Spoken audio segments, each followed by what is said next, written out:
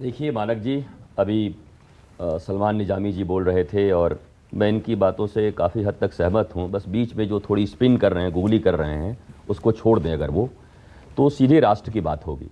और मैं राष्ट्र की बात करने आया हूँ। मैं पहले ही कहता हूँ कि हम एक संवैधानिक राष्ट्र में रहते हैं, जहाँ मैं पहले भारत के संविधान को मानता हूँ और पर्सनल मेरे लिए गीता है, उसके बाद गीता मेरे लिए है। मैं इस चीज़ को मानता हूँ। ये जो सड़क पर खुलेआम निकल कर पत्थर, रांची में तो गोलियां चलाई, पहले उन लोगों ने, गोली का नाम नहीं ले रहे हैं, गोली चलाई, पुलिस को लगा, पुलिस चिल्ला रहे हैं कि पुलिस भेजो।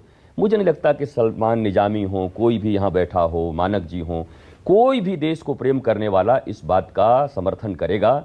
लेकिन अगर हम ऐसे ही गुगली घुमाते रहे, स्पष्ट नहीं मिले, हम एक साथ एक आवाज़ नहीं निकाले, हम सब सारे जहाँ से अच्छा हिंदुस्तान हमारा, सड़क पे निकलने वाले दंगाइयों के खिलाफ सशक्त कार्रवाई हो, और जो लोग दूसरे धर्मों का अपमान कर रहे हैं, दूसरे मजहब का अपमान कर रहे हैं, केवल धर्म ही नहीं, केवल प्रोफेट ही नहीं और भगवान शंकर का ही नहीं, क्योंकि उस डिबेट में भी उसके पहले क्या हुआ था जाना पड़ेगा, आपको देखना पड़ेगा। भगवान शंकर को भी बहुत कुछ बोले जाते हैं, उन सब पर कार्रवाई हो। दूसरी बात, वो भी 15 मिनट पुलिस हटा दो, कभी कुछ कर दो, कभी कुछ। अरे पर क्या नहीं बोलते भाई इस देश में।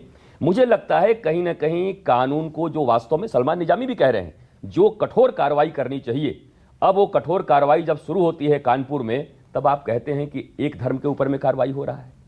अगर जो दंगा करेगा, महाराज जी, दंगा जो करेगा, कानपुर में हुई, लेकिन जिन लोगों ने बयान दिए उन पर नहीं हुई। यही तो सारी जड़ है। मैं बता रहा हूं, जिनके नाम आ रहे हैं, आप कभी बच्चे, मैं भी मानता हूं, जिन बच्चों के हाथ में किताब, लैपटॉप, कंप्यूटर, कलम और धार्मिक ग्रंथ होने चाहिए, अच्छे ग्रंथ होने चाहिए, उनके हाथ में पत्थर, बॉम्ब, गोलियां दे दोगे क्या?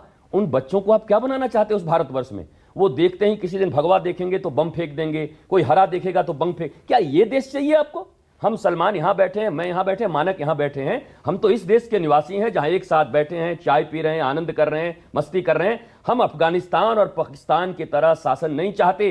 भारत खूबसूरत कंट्री है और भारत के न्याय और संविधान में सबको भरोसा रखना चाहिए। अगर किसी ने गलत बोला, आपने कहा महाराष्ट्र में सम्मन जारी हुआ, सम्मन जारी हुआ, इसका मतलब कानून अपना कार्रवाई कर रही है।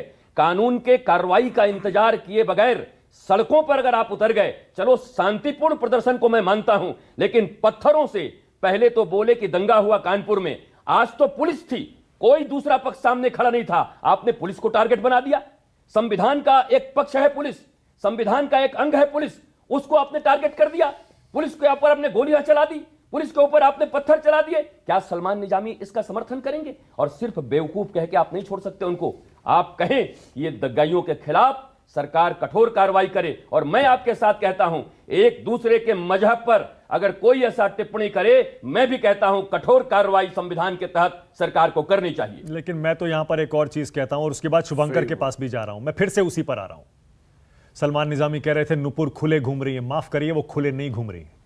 ना नुपुर खुले घूम रहे हैं, ना नवीन जिंदल खुले घूम रहे हैं। आज खबर आई, नवीन जिंदल के परिवार को दिल्ली छोड़नी पड़ी है।